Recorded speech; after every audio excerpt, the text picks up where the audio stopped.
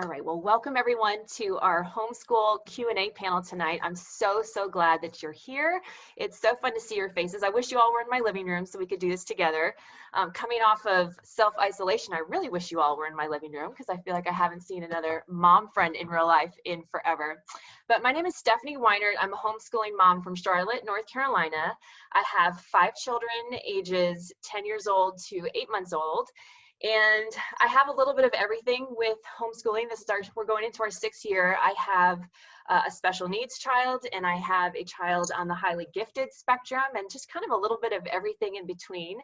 I feel like I'm a super newbie to homeschooling my own children still, even though I was homeschooled myself. So I was homeschooled K through 12th grade, as were all of my 7 siblings. So I thought coming into motherhood and making the decision to homeschool my own kids that I must have it figured out, just like I must understand how to breastfeed just because I watched my mom do it with 8 children. But that's just not how it is. You really have to jump in and start the adventure for yourself. It's unique to every single one of us. But I wanted to bring us together tonight because I was getting all these text messages on my phone, all these emails coming in saying, I'm thinking of homeschooling in the fall. I can't believe I'm thinking about homeschooling in the fall. But a lot of you come with all different reasons. Some of you don't want your kids having to wear masks every day in a public or parochial school setting. Some of you don't want your kids to have to be on Zoom classes and are worried that if you continue in your traditional school setting, you're just going to be on Zoom all day long. You have many different reasons. Some of you have thought of homeschooling for years, but COVID just gave you some extra time to think about it, to discern, and you're thinking maybe this is the year that you want to jump in. So whatever the reason is, I wanted to see your faces tonight and kind of give you a virtual hug from all of us homeschool moms. And I really just want you to know that you're not alone. I want you to know that you are enough, you are equipped, you have what it takes, and that there are myriads of moms who have all the same emotions and feelings and worries and concerns as you, who have taken that step out in faith and said, I'm going to try this with my children and for our family. And we just kind of want to surround you in that virtual hug tonight and let you know that you're not alone, that you are enough, that if you feel called to homeschool with your family, that you can do it. And there's plenty of help and resources and a sisterhood ready to embrace you and come alongside you in the journey. So that's what we're going to do tonight. We're going to come alongside you. We're going to kick off tonight with 2 things. One is I'm going to open us in prayer, and then I'm going to introduce you to the homeschool moms who are going to answer the questions that you've submitted for our panel tonight. So we're going to start with a prayer from a really old prayer book called Mother Love. And the prayer is called Prayers for Mothers Over Their Children. In the name of the Father, and the Son, and the Holy Spirit. Amen. Oh, good God, we thank you that you have given us children, made them heirs of heaven by holy baptism, and entrusted to us their training. Penetrate us with a sense of our responsibility.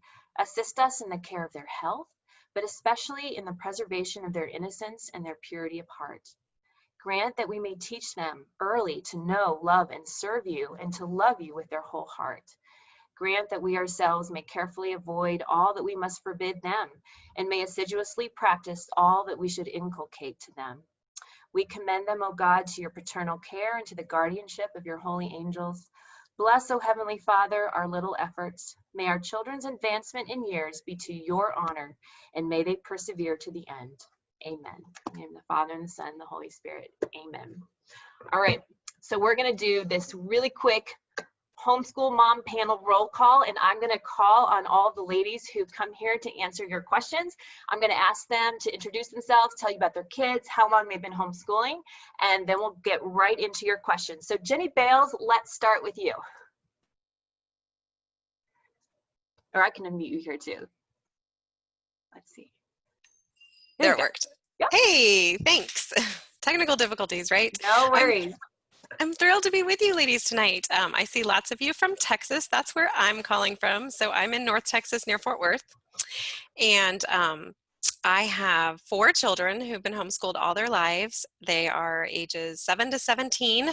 So I have the spectrum, and I'll have a senior in high school next year. So I'm intimidated and excited about maybe graduating my first kiddo, hopefully, right? Yeah. but yeah, I've been homeschooling, I guess, 13 years now. And I just love talking to other mamas about homeschooling. And I'm kind of passionate about connecting moms and getting moms the resources they need, because I think we need each other. And that's why I'm thrilled that Stephanie invited me. Thanks. Awesome, Jenny. All right, Rosie Hill, tell us about you. Hey, let me see. How do I do this? Do I have to press Yep. something? Nope, we hear you. Okay. Okay, great. So I'm Rosie. I have 7 kids. They're almost 11, down to the baby's, like she's a toddler. She's 16 months. And we have been homeschooling. I guess this will be our 6th year homeschooling. So it's a little nuts. We've got lots of little kids close together. But we're hitting our stride and figuring it all out, hopefully. That's funny because Rosie, I see you and I'm just like, Rosie has it figured out. If only I could homeschool like Rosie. We must all feel like that. Yeah. Oh my goodness. Julie Crady, I'm so glad you're here. Tell us a little bit about your family. Thank you. Alrighty, we have 4 kids, and 3 of them have, well, the oldest 2 we pulled out of school. They were in Catholic school and public school both, and we pulled them out of public school. This is our 14th year homeschooling, and so 3 of them, I just graduated my the third one. The oldest is now a nurse. She just started 2 weeks before COVID hit. So that's all kinds of crazy, letting them go and out in the world, and then that hits. And then the next one's in college, and the next one's going into college to be a pilot. So I just have my son home, and it's very unusual feeling to just have one left to homeschool this year. So I'm looking forward to the flexibility and the freedom, because he's still not in high school. He's just 7th grade next year, so it'll be fun. Okay, So, yes. that is fun. All right, Tammy McCarthy, you have to reintroduce yourself because we didn't start the recording when you were saying hey to us. Let's see. There we get you. Can you hit your unmute? Let's see if I can do it for you. There you Sorry go. about that. No, So you're my great. name is Tammy McCarthy. I blog at Chasing Time and Drinking Wine. I kind of come from a couple different perspectives.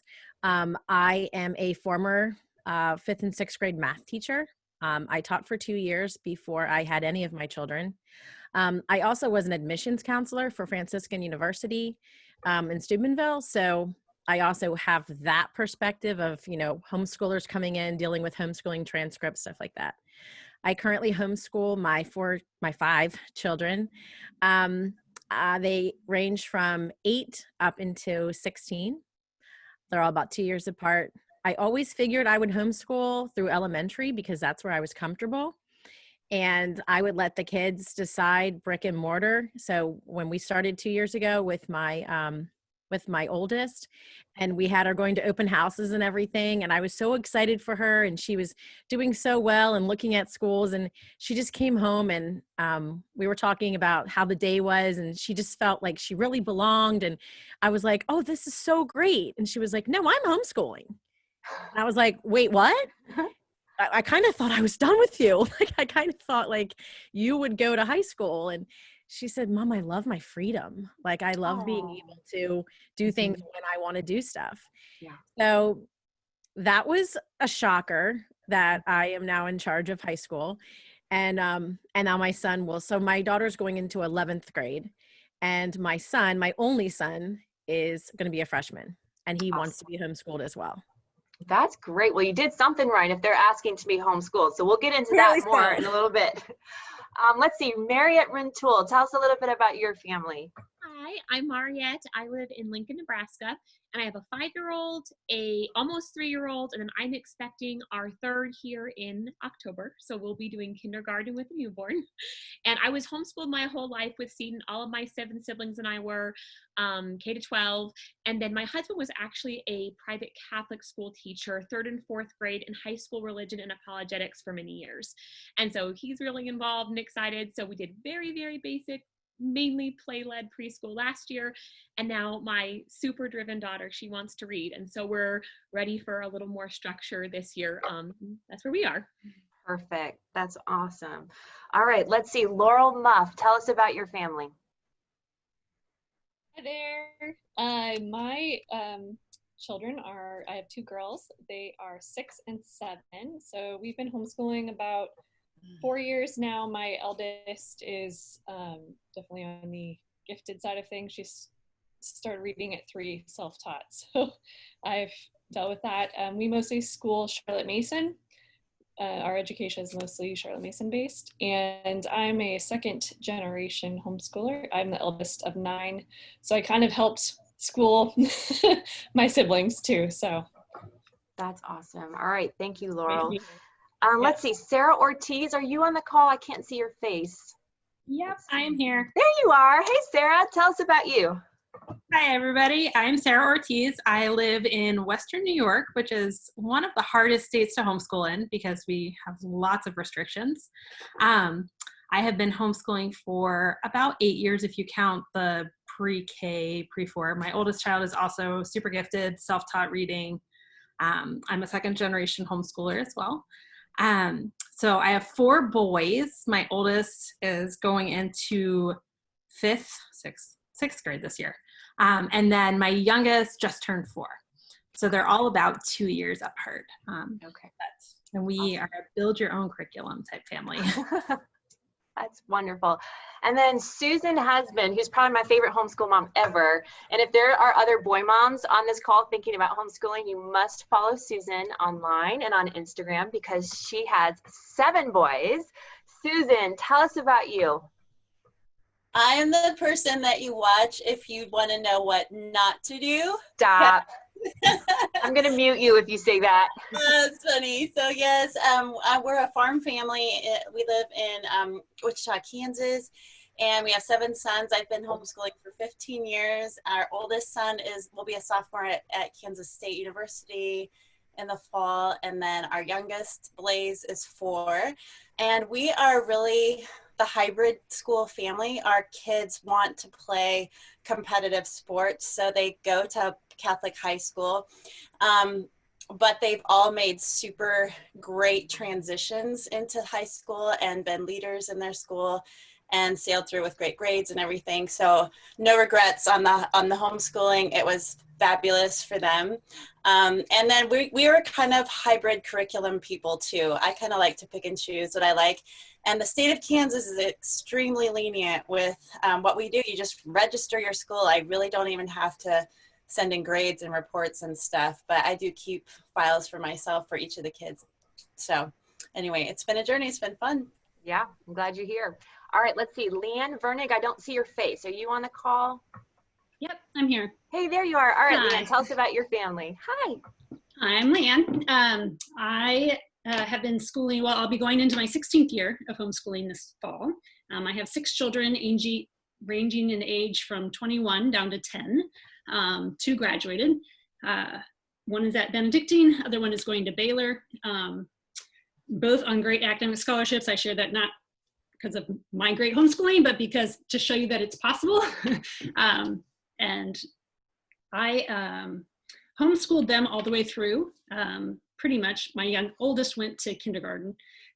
However, my 3rd daughter is going to high school for her junior and senior year because we discerned that was the best decision for her. And so that's another thing that's great about homeschooling is you can discern year to year if it's working for you and your family and each individual child. So I have from, like, I guess some of you have said gifted, in intelligence that God has gifted them down to one that is pretty severe learning disabilities, has some special needs and has been labeled with every learning disability that there is. So it's been a journey to learn to teach him as well, but he's doing really great and I'm excited to see where he's going. So That's beautiful. Thank you, Leanne. All right, let's see. Alex DeRose, are you on here too? Yes. Hey, there you are, Alex. Tell us about your family. Awesome. Hi, everyone. I'm so excited to be on here. I'm so excited that Steph put this together. I have been homeschooling for 3 years. My oldest just finished 1st grade. We homeschooled him from the beginning. So I also have 3 boys, so I'm going to have to follow that other boy mama on here.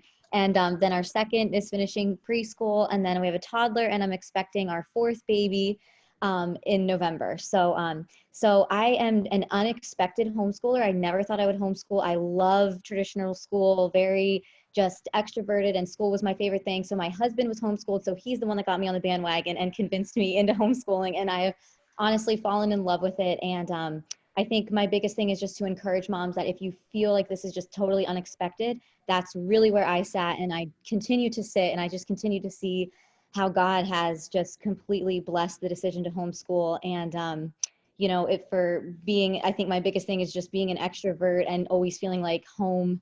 It's hard to homeschool. The word home is hard for me. And then I realized that's, you know, the beauty in it. So there's a lot of amazing things to share and learning from these ladies. So yeah, so we're doing it next year, and it's been going great. So That's awesome. Thank you, Alex. All right, Serena Boykin, let's hear from you and hear about your family. Hi, everyone. So I'm Serena Boykin. I'm from Concord, North Carolina, and I have 6 children ranging in ages from, 9, 8, 6, 4, 3, and a 15-month-old. You're not busy at all, are you? Not busy. And I work. So any moms out there that work, I do that too. So, and I'm just like Alexandra. I was just an unexpected homeschooler. I never thought I would do this, and I didn't think I could do it because I was working. And then I remember one day I was like, Stephanie, can I do this? And Stephanie goes, yes, you can. And I'm like, oh. And so I had this strong call to do it, and I knew that I needed to do it. And we started doing it, and I never looked back. And that's what we're doing. So it's been great. Awesome. All right, let's see. Rebecca Freck, are you on our call yet? I'm here. You're here. Oh my goodness. Yay! Were you just teaching CrossFit? You were, weren't you? No, actually, well, I was at the gym. I coach an Olympic weightlifting class in the evening. So this lady cracks me up like no other. She's amazing. Oh my gosh. So yeah, that's my little fun part-time gig is I coach CrossFit and Olympic weightlifting. Awesome. In addition so you have to how many kids? How long have you been doing this? We have 9 children. I've been homeschooling for 18 years. Our oldest is 23 and married and finishing up college with a degree in neuroscience. And our youngest is 8 months old. We're kind of a hybrid family. We have some who are in public school. We live in a very small town, so we know everybody, all the teachers and everybody pretty well. We have some who are homeschooled, and we have graduated 3 already. We have some who are very gifted who taught themselves to read. We have 2 with learning disabilities, 1 pretty severe. He has, dyscalculia, dyslexia, convergence insufficiency, which means he has double vision all the time. He has an inability to create mental pictures. So every time he does a math problem, he has to redo it because he can't remember that 2 + 2 is 4. So he has to refigure it every time.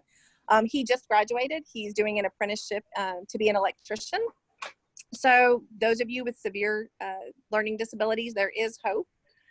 And, but yeah, we just love it. We were accidental homeschoolers, but the lady who said she was an extrovert and this was hard, I'm an extrovert, like way to the extreme. This is very, very hard. Some people though, I heard somebody say once that some people are called to the mission field and other people are called to the cloister.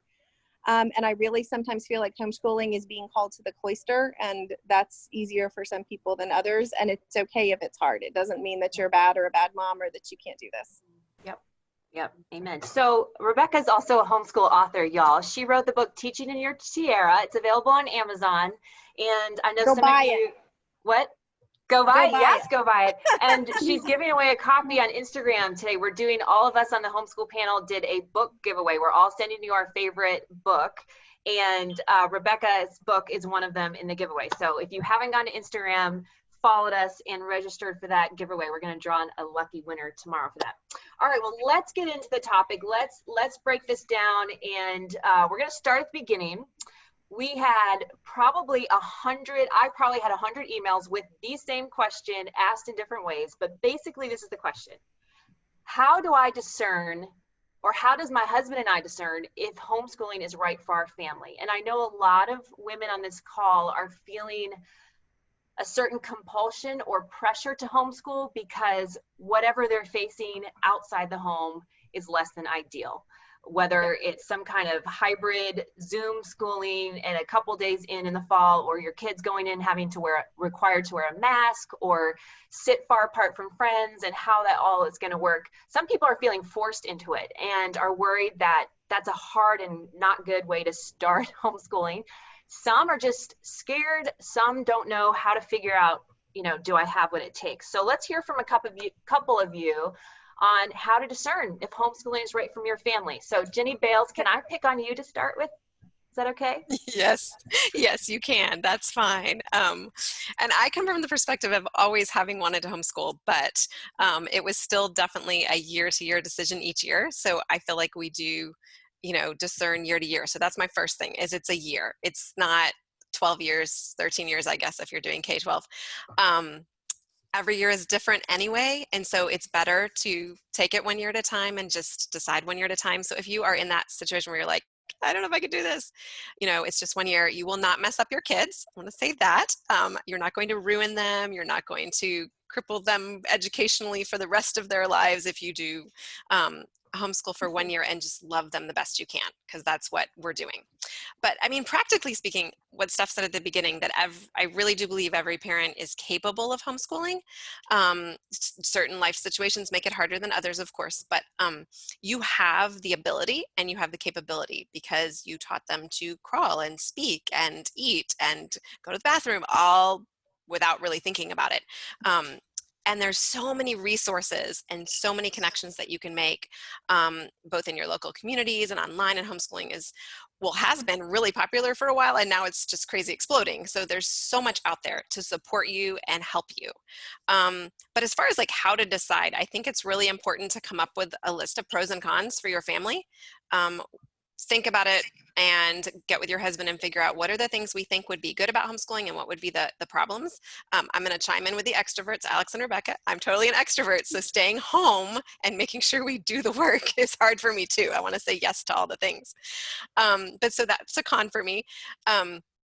Make your list of pros and cons. Talk about it with your family. Talk about it with your kids. Talk about it with neighbors that you know homeschool, or friends that you know homeschool, or online with people, and pray about that. This is something that is a family decision that's got to be based on faith. And so I just really think the best thing to do is just to articulate what all those fears are, what are all those things that excite you might be, and do the research and pull that information together from other homeschoolers so you have a good picture, and then just look at that and pray and make the best decision you can make.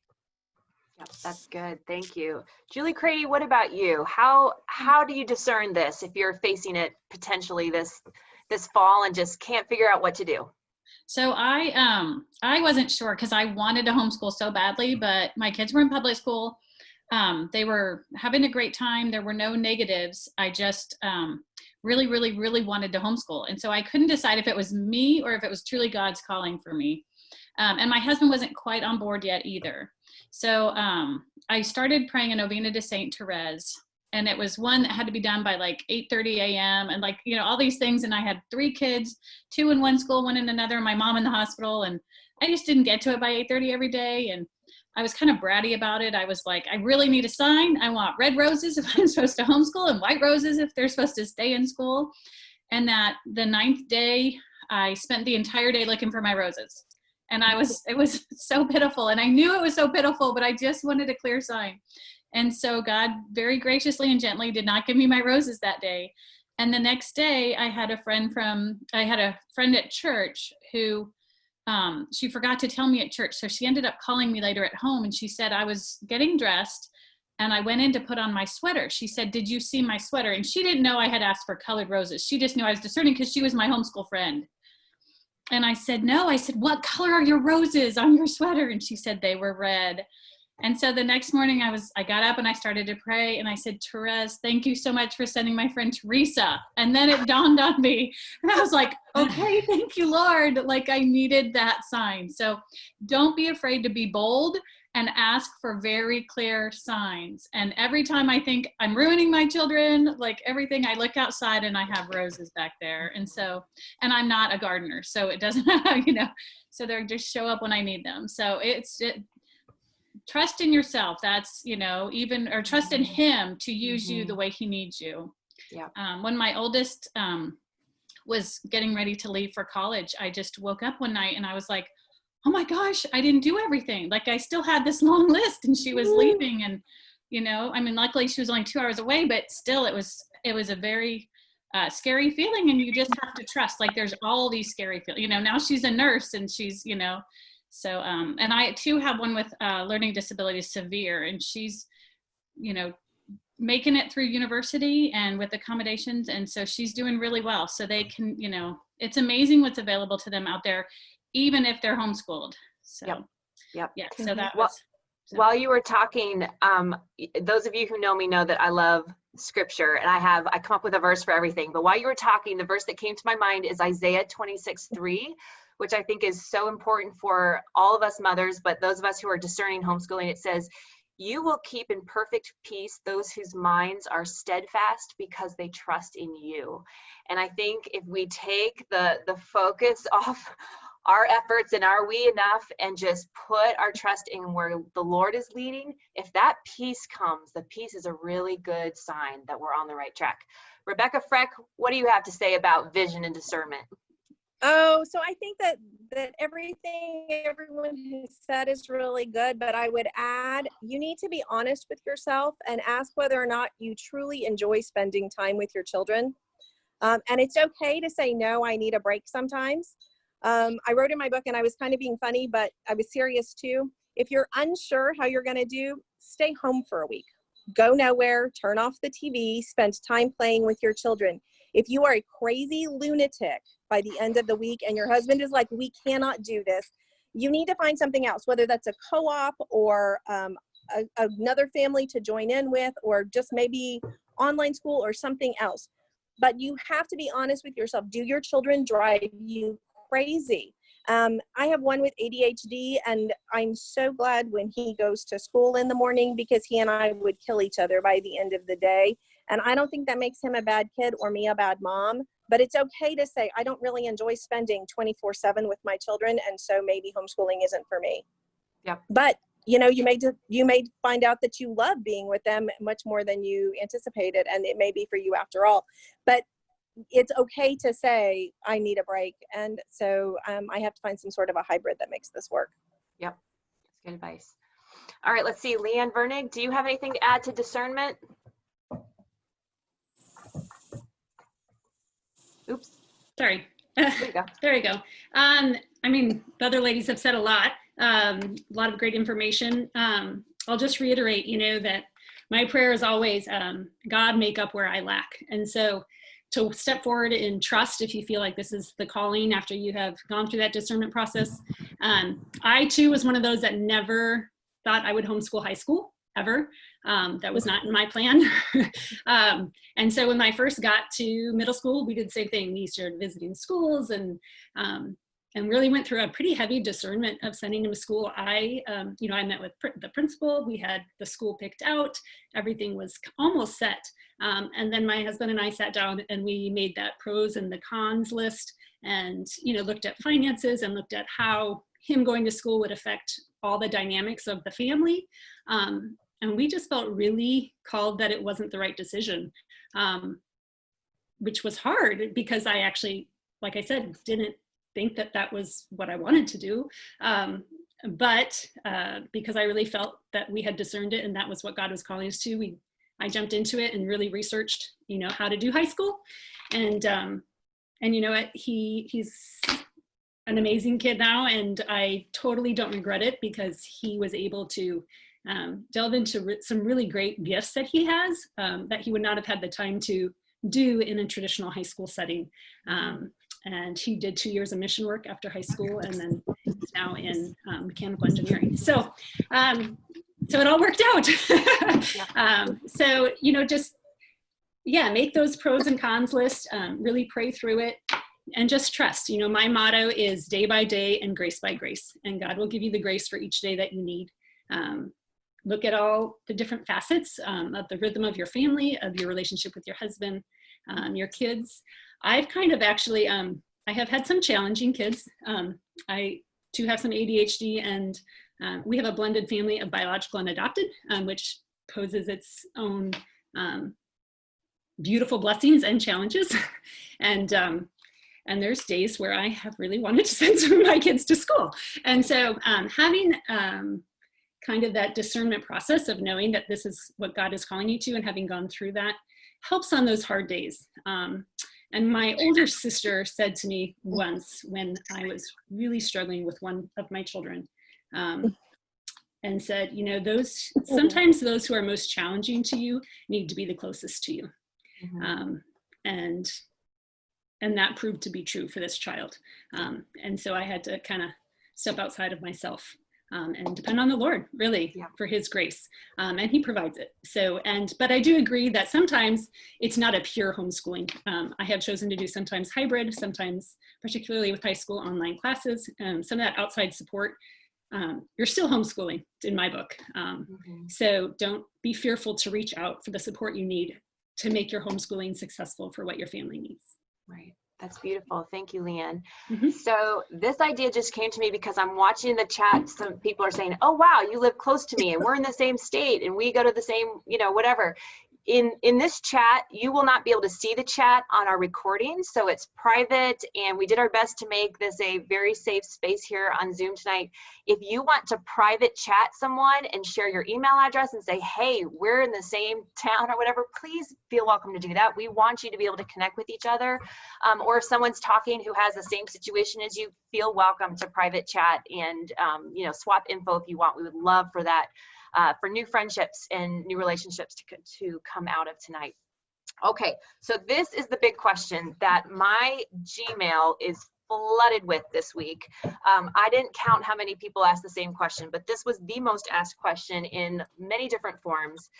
How do I pick a curriculum, a method, a philosophy? I think one email said it best. She said, I could sit here for 3 to 4 years trying to discern what I'm going to do now that I've decided to homeschool. And I think this is the point in the summer where every mom, whether you've been homeschooling before or not, is just like, whoa, when all the homeschool magazines start showing up or you start browsing online to see what's available to you, it can be really, really scary. So I'm gonna hear from many of you on what to do. But Susan Husband, can I start with you and just ask, don't look at me like that. Oh my goodness, don't look at me like that. Again, like how did you begin back in the day? Because you do Mother of Divine Grace, right? But how did you just say eeny, meeny, miny, mo? That's okay if you did.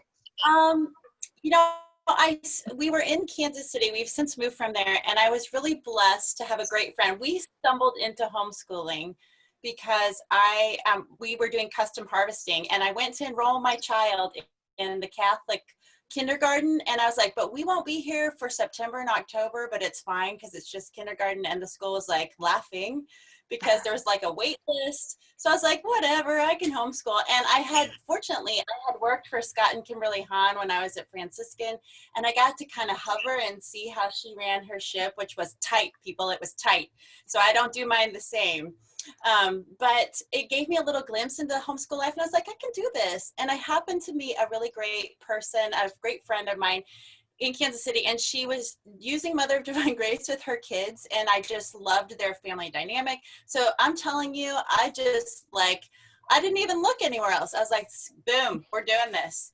And I loved it. But then as I grew in some confidence, I started saying, I don't like this book. I'm going to pick this book. And so go with your gut. And I have to really say, go with what you're attracted to. Because then if you love it and you're excited about teaching it, it's going to make it so much easier. And I have some math programs that have worked for some of my kids, and some of my kids have hated it.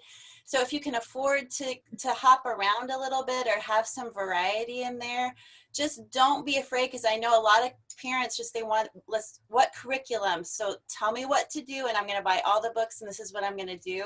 And there's nothing wrong with that, but just have confidence and don't be afraid to try new things out. And if you can go to a homeschool conference, which I don't know if there's any because of COVID, it's a great place to explore books. Or if you know of some people who are homeschooling in your area, ask if you can go over and see how they run their ship, and how, can I look at your books? Can I just browse through and show me what you like?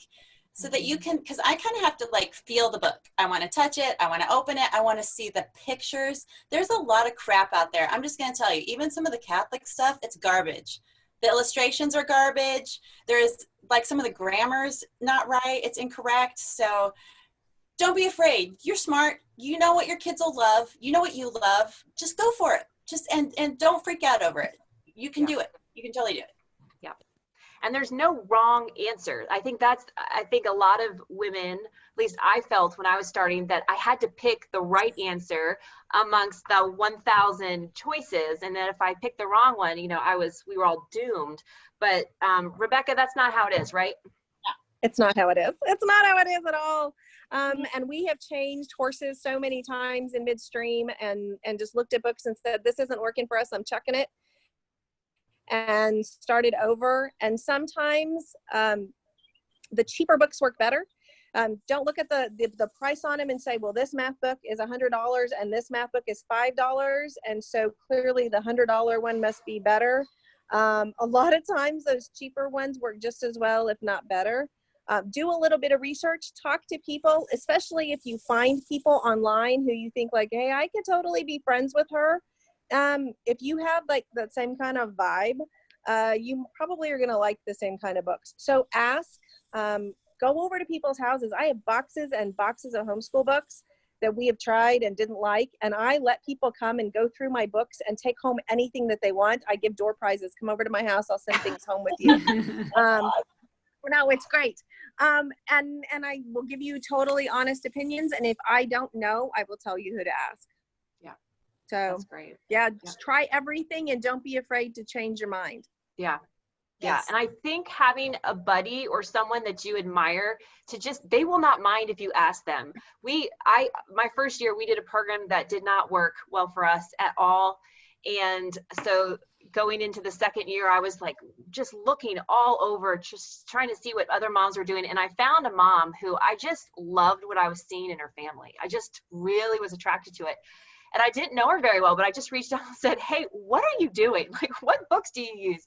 She was so gracious and just walked me through, connected me to the right websites and stuff. And I found a method that fit our family so well just by being attracted to it in another mom. And so just watch for that. If you're attracted to something in another homeschool mom, just ask her. She'll be really happy to help you and share with you what she's learned, because she's probably done the same thing at some point in her journey too. Laurel Muff, what about you? What would your advice be to the mom, just like, what do I do curriculum wise? So I found, and I even do this at the beginning of every year, is sit down and kind of put together a vision for your homeschool.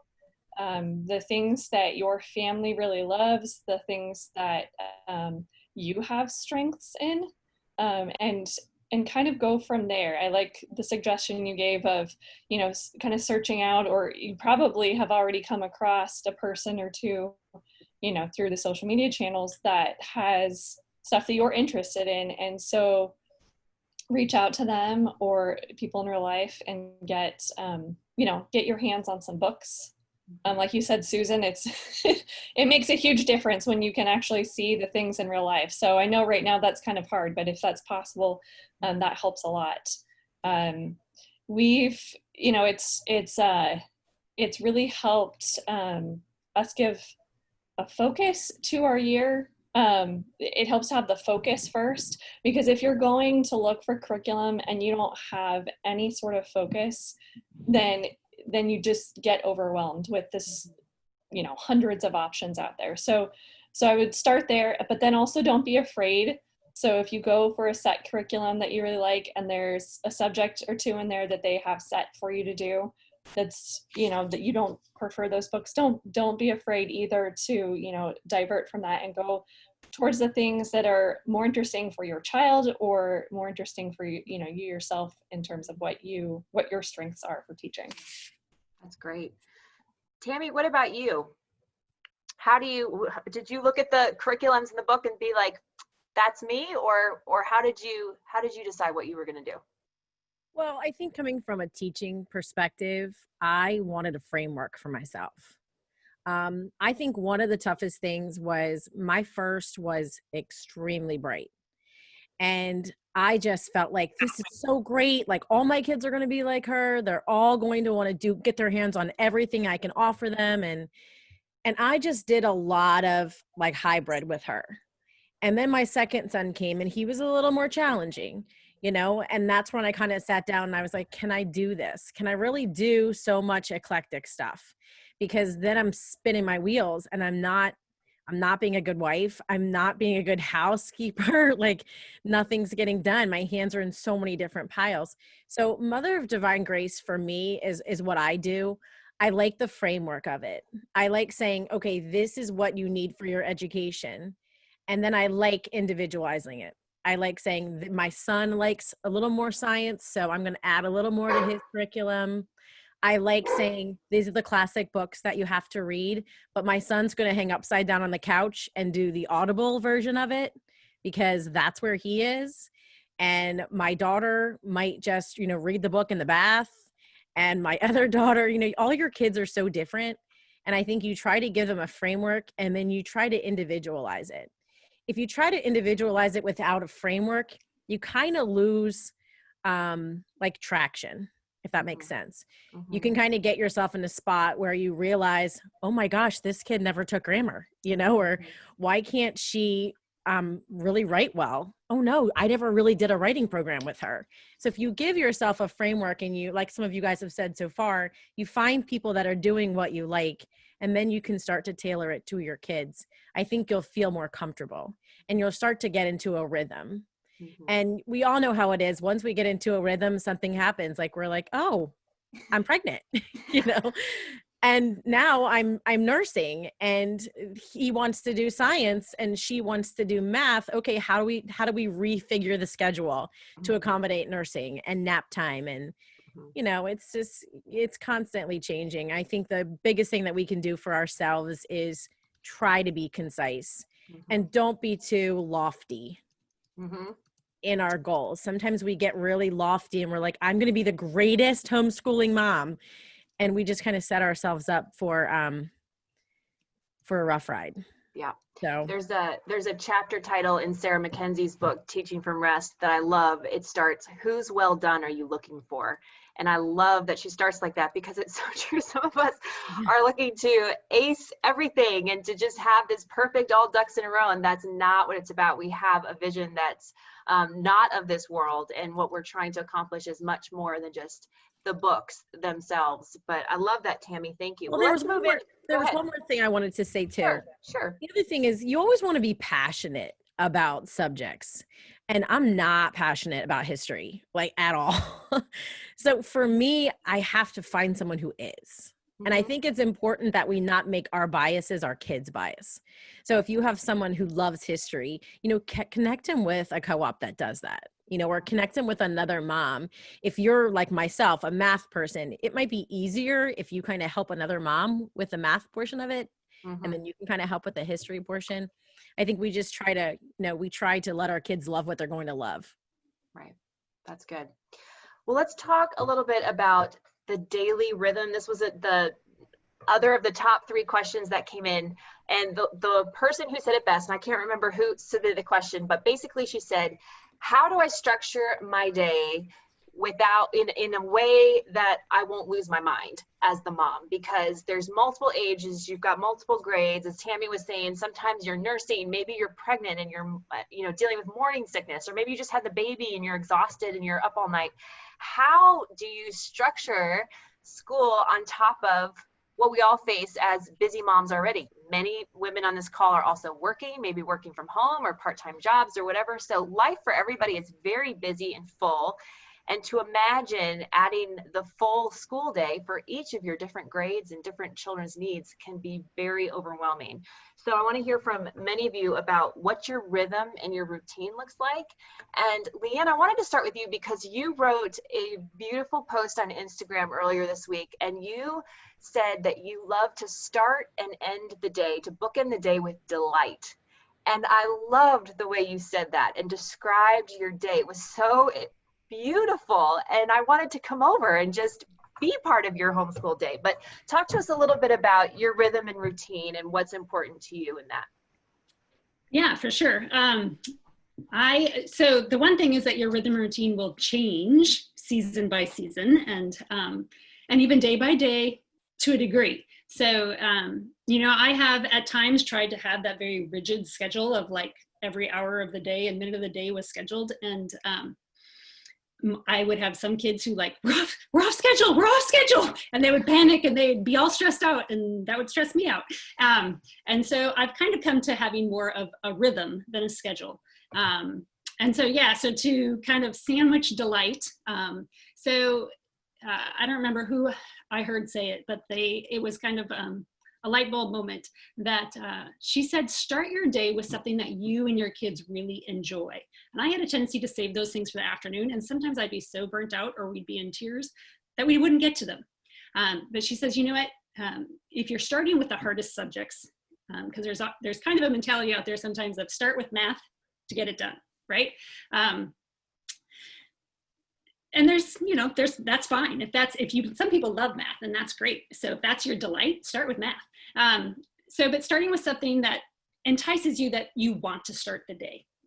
So, you know, for us, it's, you know, we do prayer and a Bible reading and discussion, you know, maybe some reading of art or memory work. We do memory work. You know, some of those things that are a little bit easier, you know, maybe even putting together a few of those smaller things that take just, you know, 10 to 15 minutes that you just want to kind of get in every day and put them together in a half-hour little basket in the morning where you guys just kind of sit around the table and enjoy it. Start your day with something fun, kind of lightens everybody's mood before you get into the subjects that are a little bit more tedious. And then once you get through those subjects, you know, and like I said, for each person, it's a little bit different depending on what you like. So some people love the language arts, some people love math. So get onto those subjects that are a little bit more tedious, get those done, and then save something for the end to kind of bring everybody back together and have some fun at the end. And particularly, I think in the afternoon is a great time for some of those creative, you know, arts, music, things that are delightful and creative that you can spend a little more time on and let your kids kind of explore and wonder a little more. So that's kind of how we've tried to structure our days. But at the same time, I have kind of a minimum schedule that on those days where I didn't get enough sleep or there's a lot of appointments or, you know, whatever other craziness is happening in the house. Like, okay, I know I need to do math, reading, religion. You know, those are my three. And we just make sure we get those three done for the day. And, you know, as they've gotten older, obviously that has expanded. And there's some other subjects that they have to do in the high school level. That's a different thing. But this is more, I'm talking more kind of elementary, even really through middle school. You can flex a lot and not to be worried about that. Mm-hmm. So I strongly encourage start the day with prayer. That gives us that grace that we need. If you can have a little personal prayer before your kids, prayer time with them. I think that's, you know, for me, I need it to help set my day right. I know if I rush into the day without that, it doesn't usually go as well. So that delight learning kind of on the sides of doing the harder work, I guess you could say. And then the only other thing I want to say about schedule is, so I try to do where I have one child working with me for about a half-hour block. My kids are older now, so that's about where it's at, while the other ones are working more independently or on a computer program or whatnot. It is really great if you can be in the same room together, or at least in the same vicinity of the house. I have found when I try to split us up because of noise or this or that,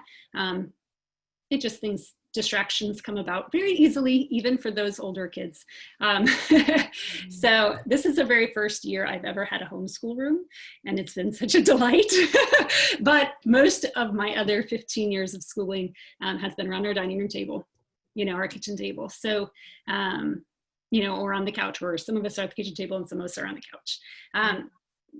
But keeping it together where you're working with one and then a couple others. The other really probably my best years of homeschooling, when I had all 6 that I was schooling at the same time. I had a friend who also had 6 she was schooling at the same time from elementary through high school. So the 2 of us team taught twice a week. And it was the most wonderful thing. We had very similar styles of teaching. We had very similar ideas of curriculum that we liked. And so we grouped our kids into our high school group, our middle group, and our young group.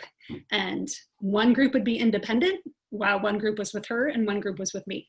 And then we'd switch and we spent the day doing that. And honestly, if you can find somebody to do that with, especially if you're more of an extroverted person, it was a blessing for both of us moms to have that relationship, and then for our kids also. So that's a great little tip. But we moved away from her. It's sad. Did you do every day or one day? We did 2 days a week. 2 days a week. Wow, I love that idea. That's great. All right, let's see. Rosie Hill, share with us about your rhythm and what does the day look like for you? You've got kids of all ages. You've got the nursing babies, all that. What does the day look like, or how do you plan your routine? It's honestly pretty different every day, and I've had to come to terms with that. So years ago, when I know a lot of people really love the book A Mother's Rule of Life. A friend of mine gave it to me when I was working part-time and had 4 kids under 4, including nursing twins. And I read the book and I just wanted to cry because my work schedule was different every day. I was up all night long, ping-ponging between the twins, nursing them, and it was just like mayhem. So I have never, and like even now that the kids are older and the twins are 7, they're not nursing anymore, we've still had a pretty steady stream of babies. So once I feel like things are getting under control a little bit, I'm pregnant again. So for us, it has come over the years. I'm not working anymore, and things have just naturally kind of gotten tied to meal times. So everybody wakes up. They mostly make themselves breakfast, which makes things really easy for me. And then once everyone's done with breakfast, they get started on their independent work, which is math and handwriting. And they just get it out right away. And they know that like the sooner they finish that, the sooner they're done for the day once we've done everything else together. So I have one who she'll drag it out she'll sit at the table for hours not doing her math. We're working on that. But for the most part, they try to get through their independent work as soon as they can. And whenever I'm ready, I've been keeping them together for our core subjects just to make things easier on me, because there's lots of reading aloud and I like being able to do our religion together, do our history together, and have those good discussions. It feels kind of like a one-room schoolhouse because the oldest 4 are almost 11, 9.5, and then 7.5-year-old twins. So it's fun having them all grouped so close together when it comes to this. But we've got a lot of books and we do kind of a loop schedule. So we'll do our 4 main subjects and then they're pretty much free. It takes maybe an hour, maybe longer if the baby's running amok. Right now, the 5-year-old and the 3-year-old are pretty easy and they're happy to just listen to whatever they do. The baby is something else. She's special. So she makes it a little bit difficult. We do lots of sticking her in her high chair with whatever she wants, anything she wants, just so we can get stuff done. But usually by lunchtime, we're usually done for the day, except for as my oldest gets older and we add in more subjects, he'll often have to go and do his online classes. Like he does his math online, he does his Latin online, which is such a load off me. And he doesn't, he's perfectly happy. He really loves these classes. So he'll go into the afternoon a lot of the time, but everybody else, they're done by lunch, by 11:30, as long as they're not straggling, and they're just off to read or play outside or whatever for the rest of the day. And it's so nice having that freedom. Yeah. We lead similar lives, Rosie. You'd be my sister over here if we were in the same town, because I think we homeschool pretty similarly, but I use food in meal times as well. And I don't know, my first 3 are boys. I had 3 boys in 3 years, and boys don't like to sit down for long periods. At least mine don't like to sit down for long periods of time, but they will for food. So I homeschool through breakfast, through a 10:30 a.m. snack time and lunch. And those are the 3 times I get the bulk of our reading aloud and the subjects we're doing together done. Like, I have no problem reading the history lesson over lunch because they're there and they're entertained by the food. They're not going anywhere, and they listen. Even if it looks like they're not listening, they get it. So that's a huge part of my school day is meals. And then if there's something that we don't get done, I'll do an afternoon snack and bring everybody together again, because it really pulls everyone to my table and helps boys who don't like to sit for long periods of time. So definitely use the food if you need to, mamas, if you're having trouble with having people sit for long periods of time. Let's see, Rebecca, do you want to add anything about routine and rhythm? Because I know you have a lot of, is Rebecca still here? Did Rebecca go? Rebecca Freck, maybe she went. I can't see her. How about Jenny Bales? Do you want to add anything about routine and rhythm? Jenny, I bet you have lots of wisdom on this topic. I agree that definitely it changes every year, every season, every kid, every move, every, you join co-ops, you don't. It's so different every year. And as I was saying in the chat, I totally agree with the regimented schedule doesn't usually work, but I do think it's good to have an idea of what your ideal day would look like and just accept that you could crumple that up and throw it in the trash and that's not ever going to actually happen, but you have to write it out to think it through, especially because it's really easy once you get into this homeschool thing to plan too much and not be realistic. So my big thing on schedules and rhythms and routines is that we have to be realistic. We have to plan margin. Like, you think it's going to take 20 minutes, plan an hour, because you're going to get interrupted, and that's okay. And it's frustrating. But yeah, I mean, we also start our day with joyful things. We do a morning basket or a morning time that you can Google, and there's tons of wonderful ideas. And then I split, just like I think Leanne was saying, that my younger kids and my bigger kids, I work with the younger ones first and send the big ones to do their independent work, and then we flip-flop.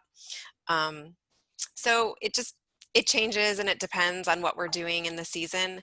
But I think one of the big things that I would say as your kids get older, I know some of you are pulling kids from school, and it'll be really tempting to say, here, go do your work. That's fantastic, but always make sure you're checking in with them periodically, because they still need you. And that's been one thing that as my kids get older, I make sure that when I'm done with my little kids and I'm exhausted and really don't want to teach anymore, that I go directly to my big kids and say, hey, how are you doing today? How's it going? What do you need help with? Can we work through things together as they need, because they still need you. And I usually switch that after lunch. So it's kind of like a work with the littles in the morning while the olders get their independent. And then the, 5th, 6th grade and younger are done before lunch. So I can turn my attention to the older ones after that. So that's what I would add. Yeah, that's good. Well, let's see, Mariette, you're about to have another baby and you've got lots of little babies over there. What does it look like with the toddler running around? And I'm sure you are not at your peak of energy this spring, being pregnant and all that. Like, what does your rhythm or routine look like with those changing seasons of motherhood? Okay, so we always kind of have basics that have to happen for the day. I actually love a mother's rule of life, but I combine it with like a block scheduling mentality. I want to know what we have to do every day, at least to survive. And then we just kind of have general blocks that we plug it into. And so, meals have to happen. We have to have clean clothes. We have to have some kind of playtime. And so we just try to hit those every day. And something that my mom always did that I actually think really helps is she kept the little ones busy, but with her. And so I try to find really non-messy things that the girls can do. Zelly, who's 3, and she'll get into trouble. But if you give her magnet tiles or mega blocks or whatever, I always feel like she'll be really content if she has something to keep busy with alongside me. And we just try to hit a general rhythm of whatever's most important for the day we do first, because we're morning people. And so morning routine, we always accomplish the most, I feel like, and that's just natural. And then afternoon, we can just let things slide if we need to. So that's what works for us. That's good. That's beautiful. Let's see, Alex DeRose, what about you? Because you've got some little babies over there too. What does it look like with the toddler situation going on? Yes, no, I love what everybody said. And I think the biggest I'm trying to think of what I can add that people haven't said already is, like kind of what the girl, I'm sorry, that was just speaking, what she said about Mariette, about keeping the baby with you. So for me, that has been really helpful. What I've, and like, sounds bad, but like things where I can keep him where he's almost locked in. So like putting him in the high chair and giving him Cheerios, or giving him his own crayon pack, or giving him his own activity when they're that age, is really, really helpful. So for like the toddler age, or if it's their own pack and play, even if it's right by you, and then giving them like puzzles or blankets or books, that's a definite practical tool. Otherwise, they're just going to be running around and like drives you crazy if you're trying to sit down at the table.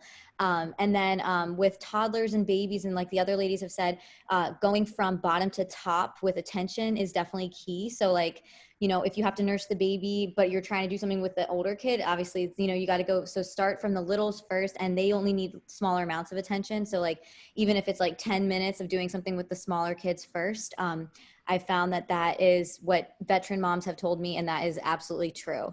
And then the other thing is just being realistic with yourself. In your expectations when you have so many like kids that I know for me, like it goes back to the personality thing. And I think kind of what people are talking about in the chat too, with your day, and just with people are talking about the mother's rule and different structures and blocks. And so if you don't know your personality and you want to know your personality type, I'm huge on that, because I think that's been really helpful for me when I try to compare myself to other homeschool moms, like this, why isn't this working for me? And why do they hate mother's rule, like, but I love it, or something like that. So I think there's a ton of great resources from all these bloggers that are on here. And there's even like tests you can take that says, tell me my personality and my homeschool type. Like I've taken them, and it, you know, it's amazing. So I think just kind of being with your, you know, knowing yourself, saying what are my strengths, and what is gonna, yeah, like, do I love to be able to have the list and check it off? Is that going to drive you,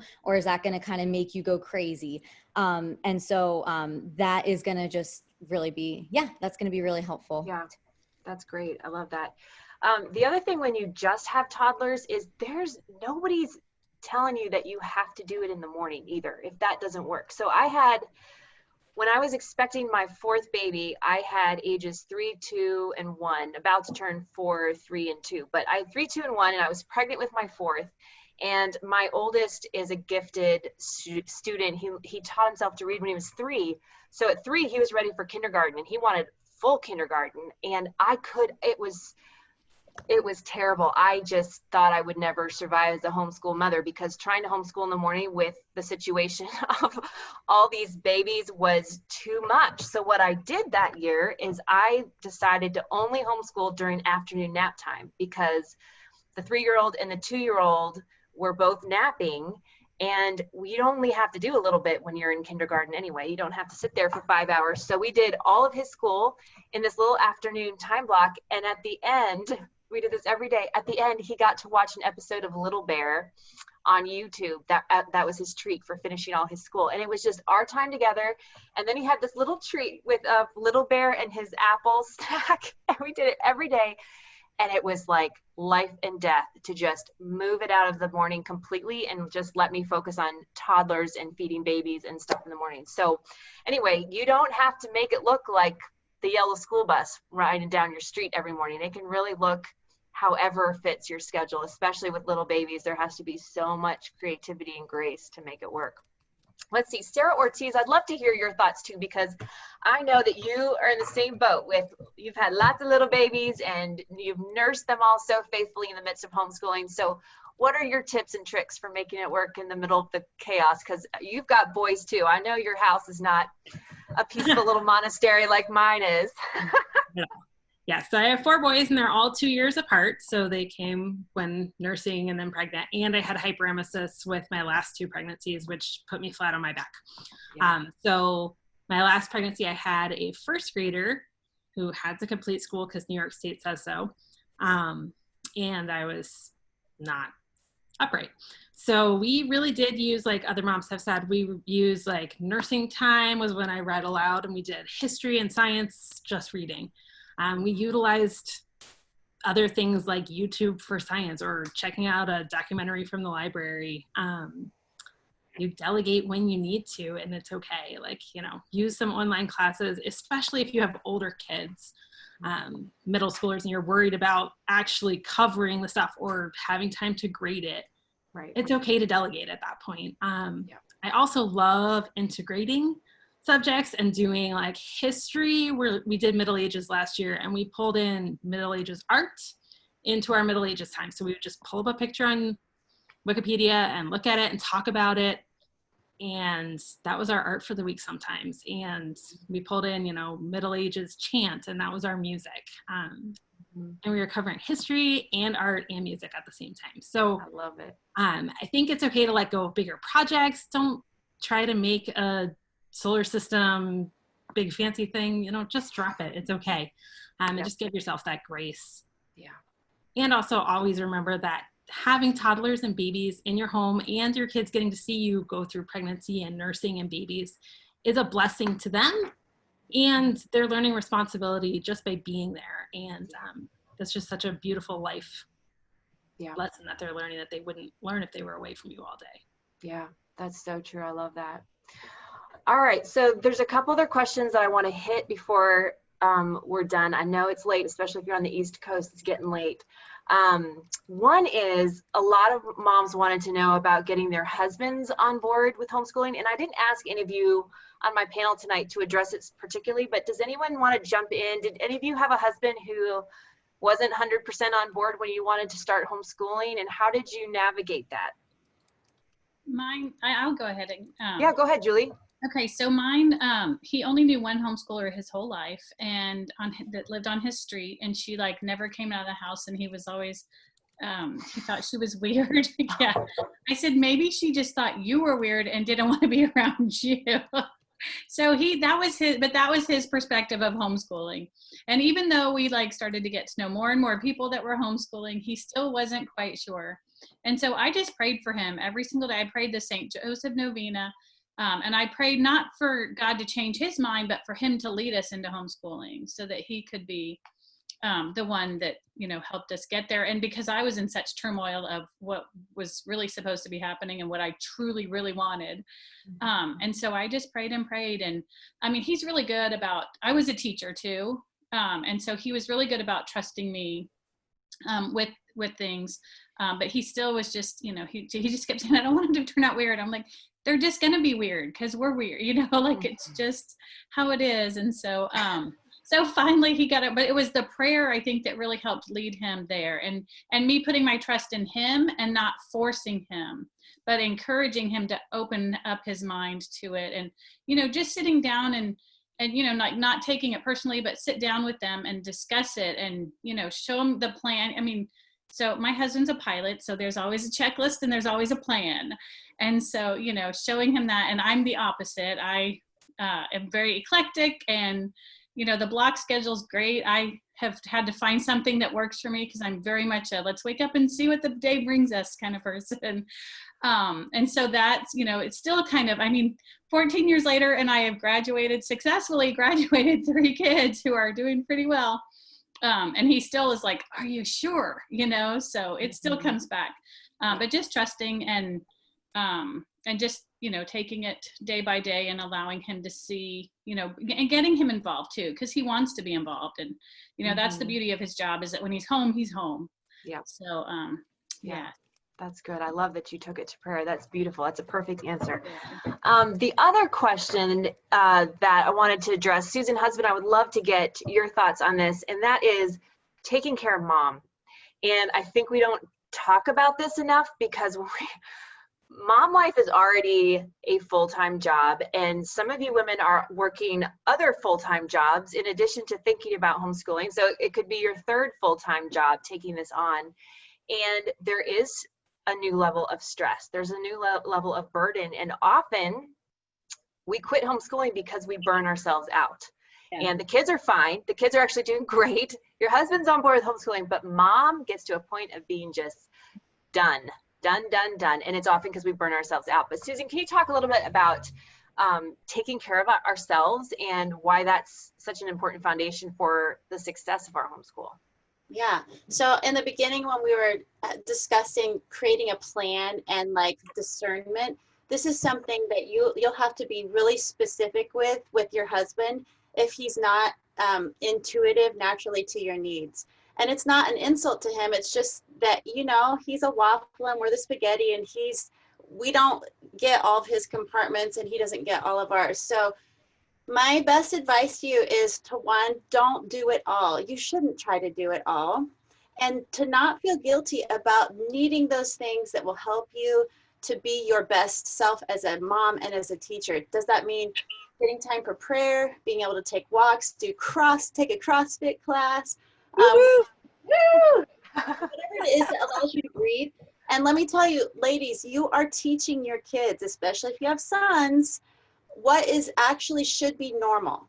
This is healthy behavior that you're teaching your sons, okay, or your children in general. So you need to make these needs known to your husband and say, okay, if I'm going to do all the teaching, then can you help me? I've got to have your help with the laundry, with the cleaning, with the cooking, whatever it is. If he's not available for that, is it in our budget to hire help in? If it's not in your budget, pretty much every private school requires stewardship hours of the high school kids. Go get a high school kid, a girl. There's great girls. There's great homeschool girls looking for the volunteer hours, or they'll work for peanuts.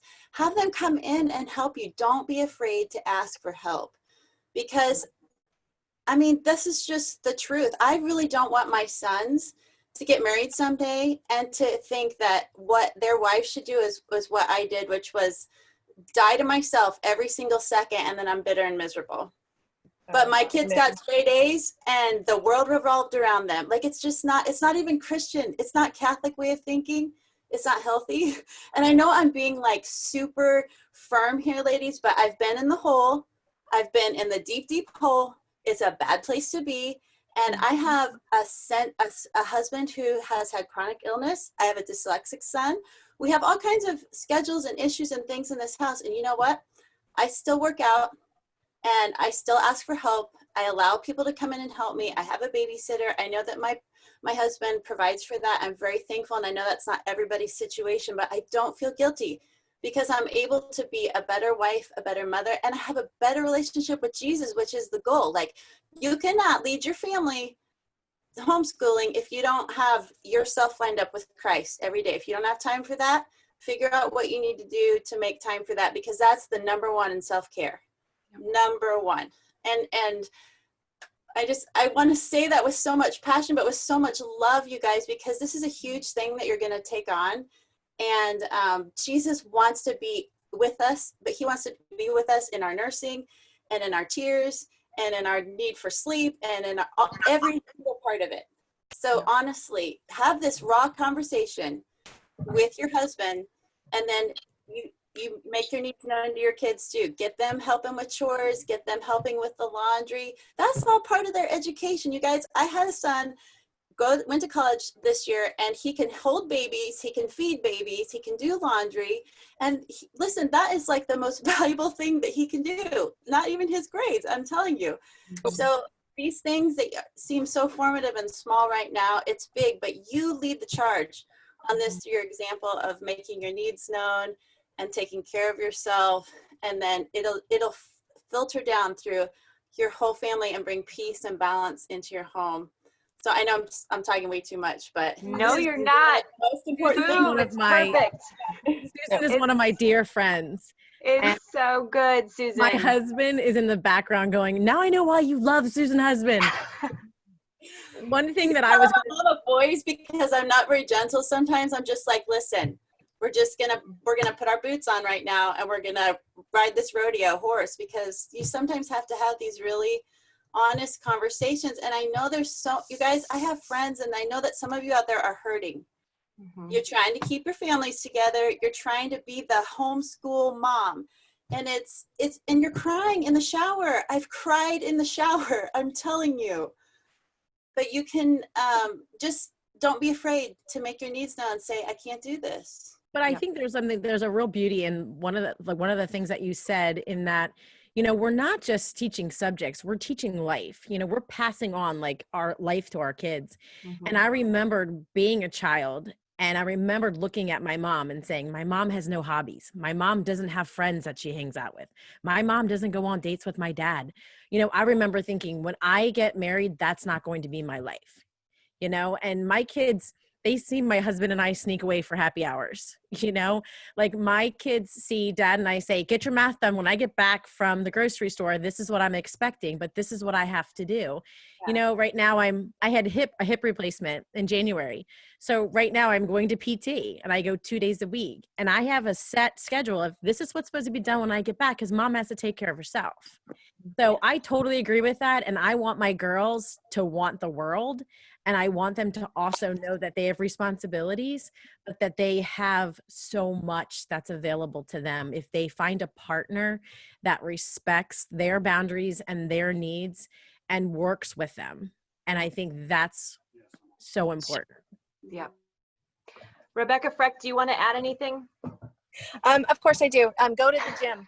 I'm the coach. Sorry, I'm in my car now, like trying to charge my phone. So if the light goes off, I'll turn it back on. Yeah, so one thing I think that we forget as moms is that our children are watching us and that they are learning the value of what we do. See, told you. They're learning the value of what we do for a living by the way that we demand to be treated. So in our household, my wants, my hobbies, my everything have equal weight to the hobbies of my children. You know, when was the last time that you took a class that you wanted to? I mean, our children take dance classes and gymnastics classes, and they play sports and they do all these things. And we carve out time in our schedules for our family to go and support them and to go and cheer for them.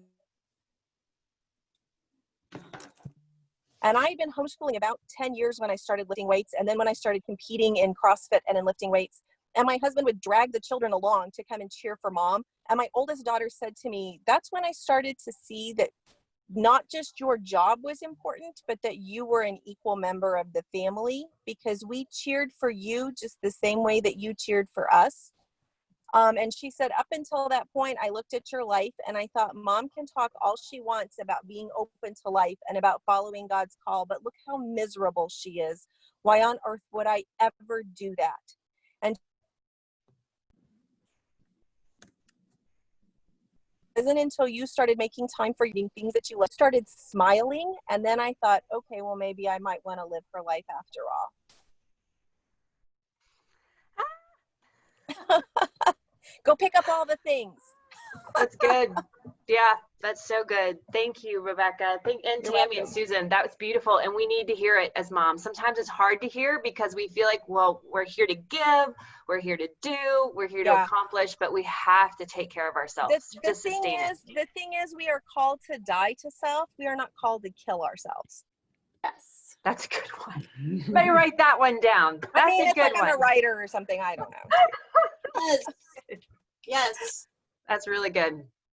Okay, so this is the last question of the night, but I know a lot of women on here are working moms. So I wanted to ask Serena Boykin to talk for a little bit. Serena's a nurse, and she has her 6 babies, and she's homeschooling. Serena, can you talk just a little bit of encouragement into the moms on here thinking, how am I going to work and homeschool and be a mom? Yeah, I'm still answering that question every day. So I guess it's one of those things where you have to give yourself grace. And it goes back to what everybody else was talking about throughout everything, is that you have to ask for help. You have to sit down, you have to talk to your husband about what you need, what's going on, what the plan is, what your schedule is. And sometimes you have to do that week by week. Sometimes you have to do it day by day because your schedule changes all the time, but you have to talk about it with your husband and ask for help. You know, I've had a mother's helper come in, kind of what Susan was talking about. Like, I have a mother's helper come in on the days where I am just dead tired. And it was one of those things where I told my husband, I was like, look, I'm going to do this. I'm going to homeschool. I'm going to do all these things, but I have to have help because you're working too.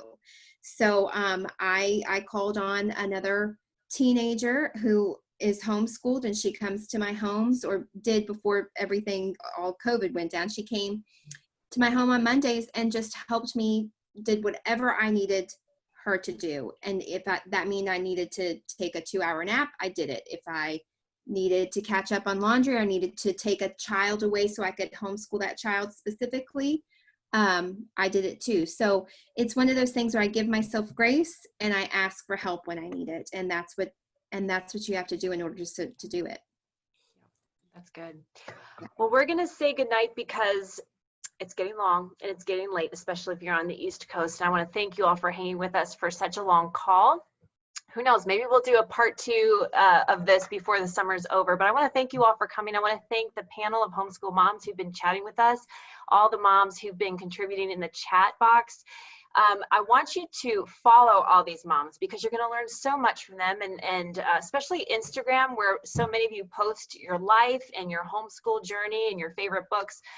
My Instagram is @Stephanie Weinert, and I have listed everybody in my post today, so you can follow everybody who is on the call today in that post if you want to do that. Rebecca Freck, who we heard from tonight, she is a homeschool author. Her book is called Teaching in Your Tiara, the homeschool book for the rest of us. So that's on Amazon.